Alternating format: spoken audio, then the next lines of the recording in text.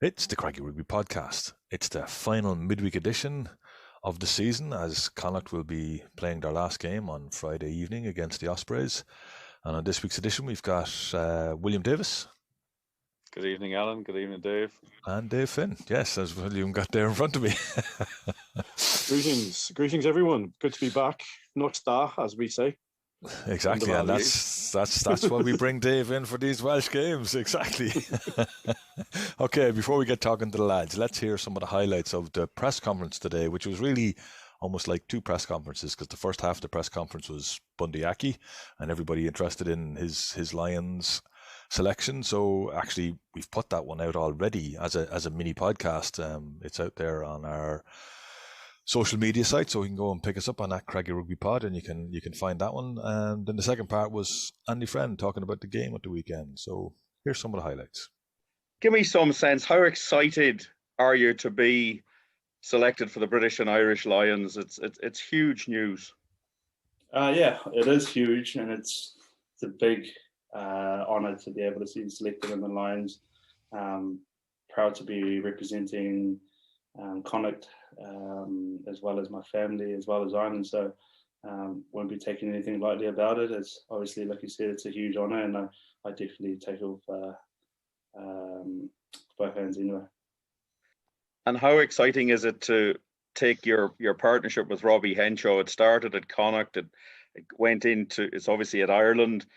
Now you're taking it to the Lions, potential to play together. Is that something that resonates with you? It's always good to have a guy that you've known for a very long time, to be able to be there. Robbie's a world-class player at the moment. He's playing unbelievable rugby, and to be able to know that he's been around the Lions tour before and he knows what it's like, and I'll be able to just feed off him and be able to learn just as much as I do with him in Ireland Cup. Watching you play together, there seems to be an understanding that's almost telepathic. It's almost like you know what he's going to do and he knows what you're going to do. Do you get that feeling when you're on the pitch? Yeah, I think that's the good thing about it. Like, even playing alongside of all of our other midfielders in Ireland, they make a big emphasis of being able to have the cohesiveness as a group and as a team. And the good thing about playing alongside some of these players is that we know each other inside out so much that, we can go, as much as we know their family. Like, I know Robbie's family very well, and the things that we talk about, it's not just always about rugby. We can do things off the pitch, which is, going out on Robbie's boat and just doing that, or playing a bit of music together, chilling together, having a coffee, just having a normal chit chat like anyone else would. You got to take time when you're with your partnerships or your friends, that you got to take time off rugby and just be able to just hang out as friends and be able to know each other a bit more than rugby. Because at the end of the day, when you put on a shirt together as a group and you know somebody that well in a team, you can trust them, going into the game. Whatever he does, you can trust him. You know each other so well that when something happens, you know what he's going to do, and it's just an instinct and a reaction to it. So it's good to have. Saturday night, another inconsistent performance, topped off with a bad-looking injury and a red card. How have you reviewed that now as you get ready for the last game of the season? Yeah, it wasn't pretty, was it?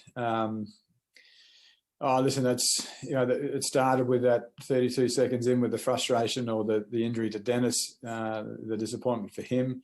And then, it finished the other end of it with a lot of poor footy in the middle of it, with Abraham's red card. So just a really frustrating night at the office, William. We reviewed it like we do other games. We talked about the areas that had let us down. We also talked about the areas that I thought were good, namely I thought our more attack and defence was good. I thought our line-out was good. I thought defensively we were good, but that's where it finished. Attack-wise, we had way too many turnovers and errors. And, we needed to be much, much better. And how do you set up now for Friday? It's a game that it means fair bit to the Ospreys. They need to win this to stay in contention for top spot. Connacht, Is there a danger that it's just you have to fulfill the fixture, or do you have to really put the boot down, especially as it's another home game and home form has been a bit of an issue? Yeah, I think it's a great test of where we're at, to be honest with you, William. The easy thing would be to say, well, it doesn't mean anything, but we've actually addressed that on the Monday. It means a hell of a lot, because it's another opportunity for us to go out and represent our province and to put out a performance that we're proud of, and we certainly weren't proud of the one on Saturday night. So they're easy things to say. We'll hopefully sit there after the game on Friday night and say, yeah, well, we did that. We showed that tonight, and there was a lot of pride in the jersey, and it was a good performance. So that's certainly what we're chasing, and I do believe we've got a squad that can go and do that. And for the full press conference with all the questions that went to Bundee that we're able to put up, and Andy, all in one go, you can go to our Patreon page, patreon.com/CraggieRugby, to hear the full press conference. You might have to pay a couple of bob for that, but hopefully you won't mind. You know, all this takes work, this information that we get, and all this takes a little bit of work. So if you don't mind giving us the price of a cup of coffee a month, we'd appreciate it. So we'll go straight into the big part of the press conference, which was the first part. And Bundee Aki, William, he was really engaging today and very focused, wasn't he? Yeah, he absolutely was. He doesn't do a media very often. I thought he was very interesting as well. He spoke really well about what this selection means to him and his family, and that's his family here and his family in New Zealand. And just, I suppose it's a mark of where he is in his career at 31.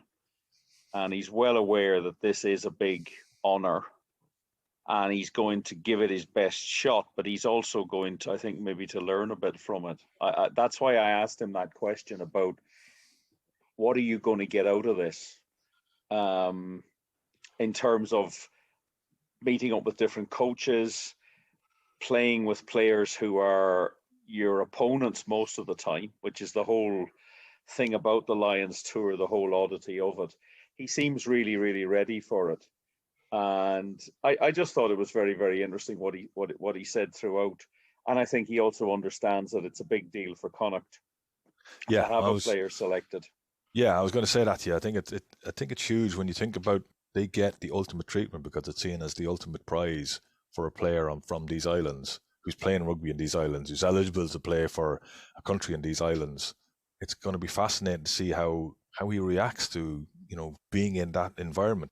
Yeah, and I think it's the intensity of it. It has changed a little bit, but back in the amateur days, I've spoken to Gerald Davis about it a couple of times in his role in pro rugby, that it was the only chance that amateur players got to be professionals, because they went off for months at a time to South Africa or New Zealand. There was only the two places really, although Australia was added when amateur rugby was still around. And you got to play and train every day, which was something that they didn't have. They still, no matter how hard they trained, they had to go to work and do their normal 9 to 5, or in case of many of the Welsh players, some of them had to go down the pit at 4 in the morning or 6 in the morning. It was different. But I still think it's an interesting concept. I'm not sure how this tour is going to work without fans and without fans traveling from this part of the world. I was fortunate enough to go to South Africa in 2009 for the Lions tour. I was only there for one game and a test match, but it was fascinating to meet people for whom their whole rugby existence is based around Lions tours. They come home. These were mostly Welsh people. They come home and they start saving the first week they're back, and all they're doing is saving for the next Lions tour. They don't go to watch Wales, they don't go to watch a local team. Every spare penny, and then they take off to South Africa or New Zealand or Australia, and they're really dedicated to it. They are, and I met them back in New Zealand. It was one of the highlights of my rugby career my rugby following was sitting in Eden Park for the 2005 Lions. Now, the highlight was the kickoff. Everything after that was a bit of a disaster, as everyone knows from that tour. But that tour was amazing, and just the fans and the whole way people interacted with one another, and, you know, the way the people from the different countries interacted with one another. It was incredible to see everybody shouting for the same players, and players that you would normally despise because you didn't like playing against them. You were suddenly cheering for, and you wanted them to do well, and you're looking after them. And it's an incredible team. No, I can't think of a word that I want to put for it. It's a situation where you have fellas playing at the top of their game, have another level to go to. I think Bundee referenced it a couple of times today, that there's another level that you can go to in our rugby that they don't get in New Zealand or anywhere else for that matter. And it's just fascinating to, as you say, I'm not that keen on this one because there's no fans, because it should be part of it. But the game has become so professional, I suppose it's just part of it. I'm sure the fans are going to follow it no matter what. But how the players are going to survive down there for 8 or 10 weeks and not be able to move very far, I'm assuming, is going to be really interesting. No, they're going to be in bubbles. It's going to be very tough and very different. But I suppose that they've got good at that. It was also interesting to discuss with the Robbie Henshaw thing. It's obvious they are very, very close. And they've talked about the interaction between their families. They are joined at the hip. You can see it when they're playing. I said it to him. It's almost like you know what the other player is going to do, and they trust each other implicitly. And that must be in Warren Gatlin's mind. If these guys can stay fit, play well, I need partnerships. I need players so that he's got a very short time to make all this work. And if you can pick your centers and say, that's my center partnership, or it's my starting center partnership, he might look at different options to bring players through off the bench during games. But I think you'll see them early. I would hope against Japan on the 26th of June in Murrayfield as a starting point, and go from there. And because they are two incredibly tough, hard players, and that's what you're going to need in South Africa. Yes. And I haven't watched a huge amount of the South African Rainbow Cup rugby, but there's a bit of a shock coming next season if the Pro 16 season involves South African teams from the start, then particularly at altitude, the likes of going to Johannesburg, going to Pretoria, they throw the ball around a fair bit, but they hit very, very hard. It's very physical, fast-moving rugby, and the Lions are going to get they know what's ahead of them. I mean, they've been planning it for long enough. Exactly, and Warren Gatlin has been there for so many times, and he's looking to get that one victory he needs to finish off the Triple Crown of having won in all, or well, he didn't lose in New Zealand, but not losing in New Zealand, beating Australia, and now trying to beat South Africa. Okay, and I think he might be. I think he might be around for the next one. I wouldn't put that past him. Quite possible. Okay, what we'll do is we'll probably do a podcast or two during the summer on this, because we do have interest there with Bundee and Robbie, because I know some people don't like the fact that Robbie Henshaw doesn't play for us anymore, but he learned his rugby in Connacht, so we're still going to claim him in some way, shape or form. So let's get back to the game. So Dave, we didn't hear what you thought about the game at the weekend, which we don't really want to spend too much time on, but talking about physicality, the physicality of Abraham Papali'i was slightly in the wrong place at the weekend, and he's ended up with another red card. What was your feeling on that whole scenario? There's two separate issues. Did Abraham Papali'i tackle too high? The answer is probably yes. Did the referee get it wrong? The answer is definitely yes. And the referee got it wrong in exactly by saying one thing spectacularly, completely at odds with the pictures. And he said there was no significant drop in height. And just before, they looked at an angle for a solid 5 minutes where you could see the Benetton player, his legs were at minimum 30 degrees to the ground. He had dropped his knees quite significantly. He is taller than Abraham Papali'i. He dropped his head. And I think there are two separate issues. Yes, I definitely do think that Abraham has to work on his tackling technique. It's still too high, because if you get it slightly wrong, you end up in these scenarios. I think now that Abraham, I know Andy Friend today, he thought he'd get 6 weeks. I don't think Abraham will get 6 weeks, because they dropped him down from 6 weeks after number 2. I think he does have to learn this. I think he's going to have to tackle from the waist down. If he attempts to tackle anywhere above the waist, he's going to run into trouble. If the narrative is that all the lessons have to be learned by Abraham Papali'i, then I think that that's missing some of the points. Yes, he has to improve his tackling technique. Yes, he is a marked man, and referees will be looking out for how he tackles from now on, because he clearly now has a history. But that doesn't mean that we don't talk about players with the ball dropping low, and it's happening not just to Connacht players, it's happening not just to Irish players, it's happening across the ball, across the world, that the onus is entirely on the tackler, and it doesn't seem to matter to referees what the tackled player is doing if he gets hit in the head. And that, I think, that's deeply problematic. Let's talk about our new signing. Our new signing, who looks like he's a player who does something similar to Abraham in his capabilities of running through people and smashing them. But he's a 31-year-old Tongan international player. He's been playing in France for quite a number of years, and he appears to be the business and is a big, big man. I think it's a very interesting signing on a number of levels. Everything you said there is correct. So he's capped, he's played in World Cups, he's played in top 14. He's very, very different from what we've been signing over the last few years. He's not Irish, he's not an Australian back. He is, to a certain degree, ready-made. It'll be interesting to see how he fits in with the Connacht way that Andy Friend has us playing now. What is he like around the pitch in terms of getting around? But everything I've seen so far would make you optimistic that he can get around and he can bring that oomph. And perhaps more importantly, and a very subtle thing, is he's durable. I mean, 65 games over 4 seasons for a lock in France. That's pretty impressive.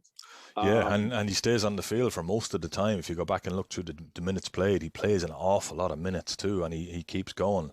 And sorry, we didn't actually give him his name, is Leva Fafita.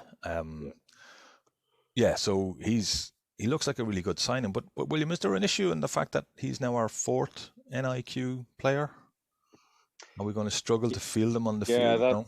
Yeah, that is a challenge. They were allowed to sign an NIQ player. I mean, that point was made that they were looking for one. It's something they'll just have to balance out.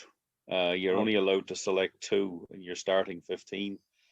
And I think they will want to get him on the park as often as they can. He seems to be somebody that can play a lot of rugby.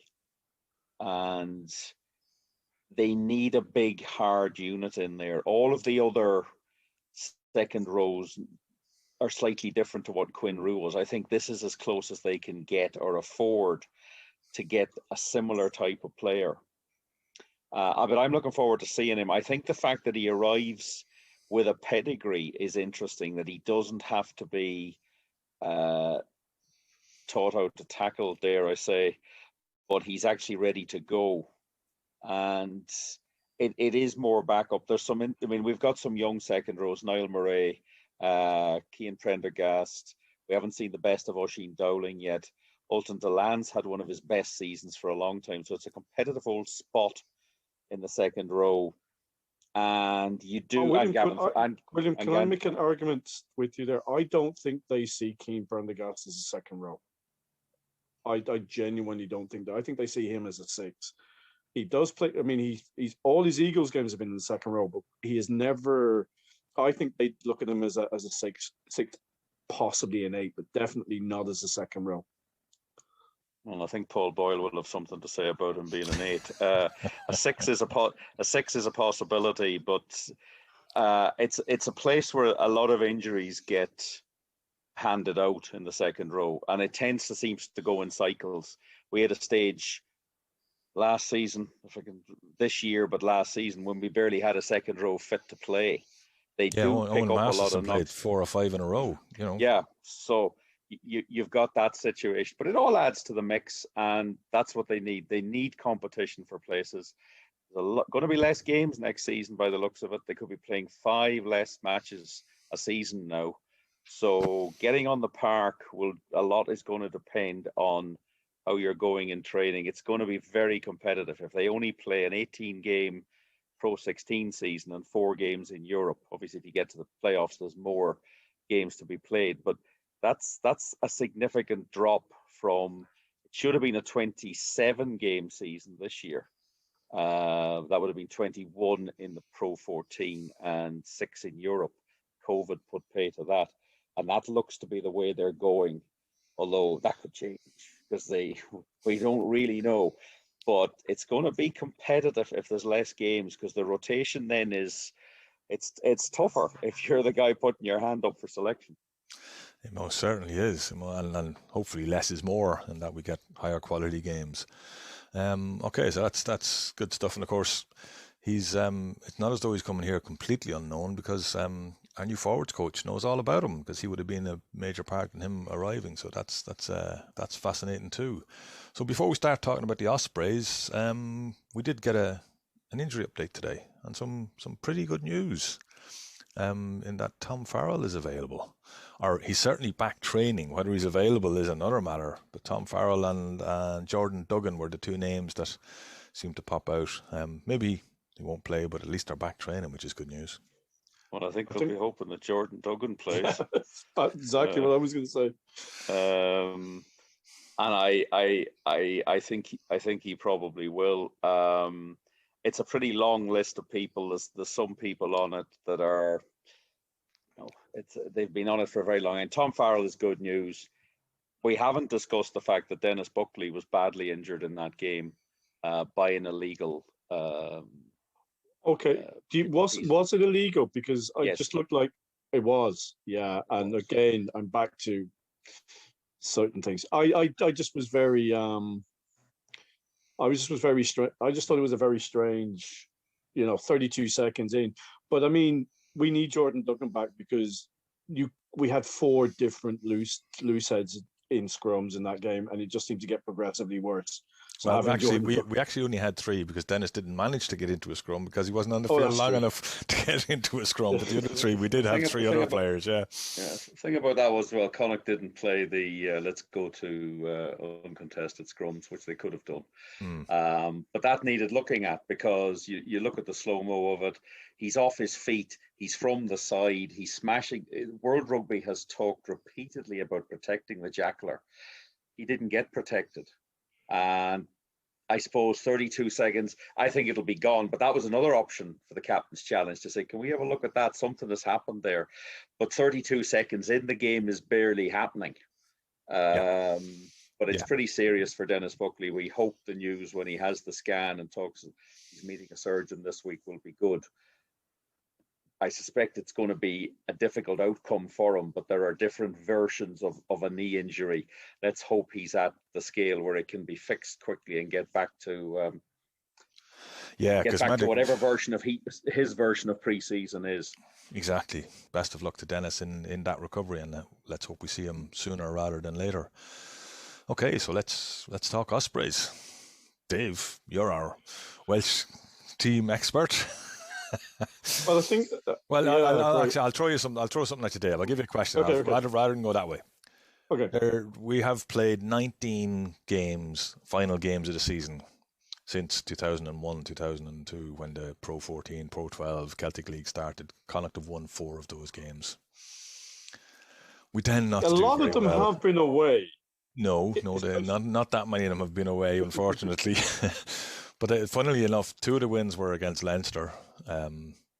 Or if you don't take the final, 2 of the wins were against Glasgow and Leinster. And the only other win was in 2006 against the Ospreys. So although we don't do particularly well in the last game of the season, we have a record of beating these guys at the end of the season. But I'm not sure it's going to happen this weekend, as they have something to play for them. We don't. Yeah, I think that's the big thing. I mean, you worry that personal pride, personal agendas might come into it, that guys will be playing for, Ireland places and may drift away from the team. But I mean, I think you have to as a collective, they have to look on last weekend as a complete disaster. They're coming up against a team that they've been really interesting. I mean, they've played 3 Welsh derbies. That I think the big thing in our favour for this game is that they didn't play last weekend, so they're actually coming off a break, and I don't know how they're going to approach it. They've been mixing and matching. The last game against the Dragons, they had Tipperich and Alan Wynne-Jones, but they had a couple of young lads, and their bench was quite young. So they've been mixing and matching, but they've been able to get those wins. What was very interesting in the last game was they got absolutely pummeled out wide.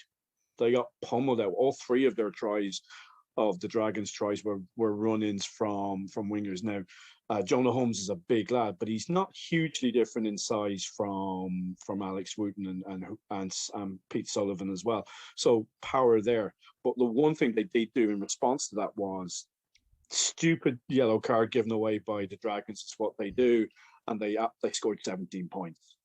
And we saw that what they could do is when they turn on their power game, we really struggled the last time they were here. I mean, they absolutely battered us in the power game. And that team did have Tipperich, but didn't have Alan Wynne. Now, again, I think they may mix and match again. They'll get some very experienced names and have some kids, but it may not be the same guys. So, they have flaws. They're if we can match, we have to keep our discipline. Our discipline has been hugely problematic the last few weeks. But again, it's just how are we going to approach this? Is this the lads want to be on the beach, or is this a game where you're going to we'll go out and finish the season on a high, and we won't know that till the game starts? We won't, and of course, at this stage of the season, they can't get onto the beach unless it's a beach in Ireland. And looking at the forecast, I'm not sure there's too many beaches in Ireland that you'd want to be on at the moment. It looks like it could be showery with a southerly wind, 24 kilometres an hour, so it could be a bit of a wet, mucky occasion in the sports ground for the last day of the season, William. But this is a unique scenario in that this is the 3rd time we've previewed a home game against the Ospreys in the same season. When one game got called off, the other game we didn't do all that well in. And are we going to make it 3rd time lucky and get a home win that we need, just from a point of view of showing that we can win at home without a crowd? I think Andy Friend will demand a performance.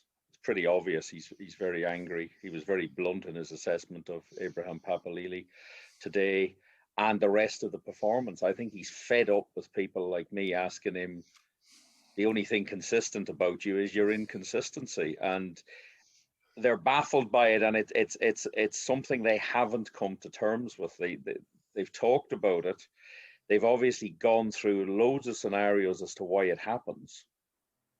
But they don't want to finish up with this 5-game stretch of matches where they've gone away and won in Belfast, won in Limerick, and essentially failed to turn up at home to Leinster, being very poor in Treviso. And now the sort of Welsh side that if they turn it on, they were very impressive when they were here. They beat Connacht, as Dave says, up front, but then their backs caused a lot of problems. They ask a lot of questions defensively. You have to get your spacings and your positions right.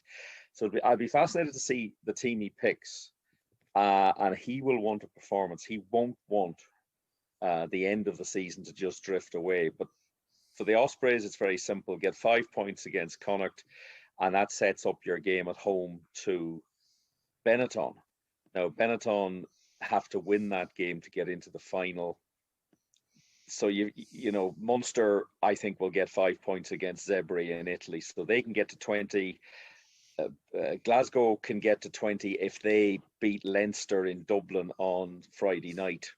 I'm not sure that's going to happen. So they're going to know where they are. And if the Ospreys really fancy this final, and that's maybe a big if, fly into Italy to play a South African team in June. Not sure, but they might have galvanized themselves for this, and they go, right, let's get 5 points in Galway. I think they'll come to play. They've nothing to. Both sides, in some ways, have nothing to lose. Connacht have nothing to play for, but the Ospreys really know that 4 points isn't going to get it done either. So, it's fascinating, and I hope it's a good end of season game. There's a few guys looking to get into the Welsh team. They've got internationals coming up in July. Would Alan Wynne-Jones turn up? No, that would be something else, wouldn't it?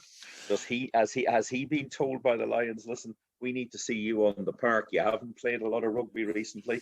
That would be some coup to have him in position in the sports ground on a Friday evening, even if he only toddles off the bench to do 20 minutes. I can imagine Gatlin's face if Bundee tackles Alan Wynne. I'll tell you something Bundee said today, Dave. He's just he can't go out and not be Bundee. He won't. If he goes out and tries to protect himself, he'll get injured. The late hit penalty last week was typical Bundee. He was over enthusiastic. Yep, and that's he can't. The key. No, I'd call that just stupid. But anyway. Well, that's true. Bundee can't do less than 100%, and Alan Wynne is the smartest cookie going. So yeah, be great. The interesting thing is, would he prefer to play Connacht in Galway, or would he prefer to toddle out at Liberty Stadium with a bunch of fired up Italians? So this competition in its own way has got to an interesting end. Obviously, there's a lot of teams with nothing to play for. Ulster last weekend had a COVID issue. I see there's another one in the English Premiership now, so that's starting to raise its head again. I think is it Gloucester and Bath? Gloucester, Gloucester's gone. So it's coming back. We thought that was gone. Ulster are putting out a side against Edinburgh, which I suspect some of the players actually play for Ulster. They might be. So it's a funny end to a funny season.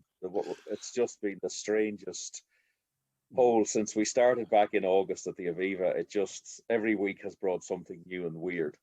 But it certainly has. And of course, when you say that, when you started in Aviva, that was actually last season. But well, I'm sorry, I can't treat it that way. But I'm supposed to. That's the funniest thing about it is the August games are last season. Yes, so, I mean that just sums it up. Yeah, it does. It just sums it up. Okay, so are we going to finish with a win, Dave? Yeah, because I think we will, but it'll be I guarantee it'll be a basketball score. It'll be ridiculous. And I think we'll just come out on top. William, do you concur? No, I'm going to go the other way. I think it could be a basketball score, but I have a feeling the Ospreys might, because they just have that little bit more to play for, and Connacht might pick a few players that they want to get a look at, because maybe some of them from last week need to have their minds concentrated a little bit. I just hope it's a good game and a good finish. I remember Gavin Henson winning a game for the Ospreys there at an end of season a long time ago. He was the only player on the field who took it really seriously. He ran in 2 tries, and it was a phenomenal 1 man in 30 performance on a Sunday evening. Thanks to William. Thanks to Dave. As we approach Connacht's last game of the season, as the Rainbow Cup still has another round to go after this one due to the joys of COVID and what it's been doing to the rugby season. So thanks to the lads. And here's William with the roundup of last week's results, the upcoming fixtures, and the table as it stands as we come into almost the last round of the Rainbow Cup. We'll be back with an end of season review in the next week or so. So stick with us, and we have a lot to talk about. Thanks, folks. Friday, May the 28th, Munster 31, Cardiff Blues 27. Saturday, May the 29th, Ulster versus the Scarlets was cancelled. Will not be replayed. The match has been declared a 0-0 draw, but 4 points have been awarded to the Scarlets as the COVID issue was with Ulster. Benetton 20, Connacht 12, Dragons 16, Glasgow Warriors 27. 4 teams remain in contention for the final. In first place, Benetton have played 4, won 4, and with 2 bonus points have 18 points. They have 1 game remaining. Munster have played 4, won 3, lost 1, 3 bonus points, have 15 points. Glasgow Warriors have the same record with 15 points, and the Ospreys have played 3, won 2, and lost 1 with 10 points. Benetton, with a win over the Ospreys in their final game, can get to 23 with a bonus point. Munster, Glasgow Warriors and the Ospreys can all get to 20 if they win their remaining games. And now the fixtures for next weekend. On Friday the 4th of June, Connacht play the Ospreys, kick-off time 6 p.m, and at 8:15 p.m, Glasgow Warriors versus Leinster. On Saturday, the 5th of June, Edinburgh play Ulster at 3 p.m. and Cardiff Blues versus Zebre 7:35 p.m. Loose, cut it loose. Break out or nothing changes.